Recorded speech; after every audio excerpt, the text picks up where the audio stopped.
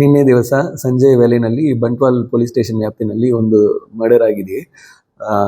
ಅದರಲ್ಲಿ ಲಾವಣ್ಯ ಎಂದು ಒಂದು 21 ವರ್ಷದ ಹುಡುಗಿಯನ್ನು ಯಾರೋ ಒಬ್ಬ ವ್ಯಕ್ತಿ ಮರ್ಡರ್ ಮಾಡಿದ್ದಾನೆಂದು ಒಂದು ದೂರು ಬಂದಿದೆ. ಅದರ ನಿಟ್ಟಿನಲ್ಲಿ ಬಂಟ್ವಾಲ್ ಟೌನ್ ಪೊಲೀಸ್ ಸ್ಟೇಷನ್ನಲ್ಲಿ ಕ್ರೈಮ್ ನಂಬರ್ 95/26 ಅಂಡರ್ ಸೆಕ್ಷನ್ 78, 126 ಮತ್ತು 103 BNS ಪ್ರಕಾರ ಕೇಸ್ ದಾಖಲು ಮಾಡಿ ಕೊಲ್ಲಲಾಗಿದೆ.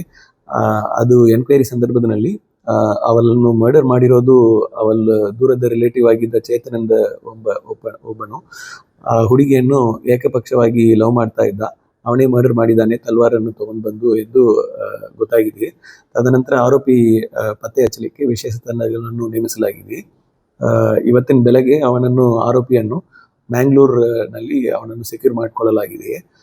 ತದನಂತರ ಅವನು ವಿಚಾರಣೆ ಮಾಡುವಾಗ ಅವನು ಇಲಿ ಪಾಶನ ತಗೊಂಡಿದ್ದಾಗ ಹೇಳಿರ್ತಾನೆ. ಈ ನಿಟ್ಟಿನಲ್ಲಿ ಅವನನ್ನು ಸರ್ಕಾರಿ ಆಸ್ಪತ್ರೆಯಲ್ಲಿ ಈಗ ಅಡ್ಮಿಟ್ ಮಾಡಲಾಗಿದೆ. ನಂತರ ಅವನನ್ನು ಅರೆಸ್ಟ್ ಪ್ರೊಸೀಜರ್ ಕಂಪ್ಲೀಟ್ ಮಾಡಿ ಈಗ ಲೀಗಲ್ ಮುಂದೆ ಕಾನೂನು ಕ್ರಮ ತಗೊಳ್ಳಲಾಗುವುದು.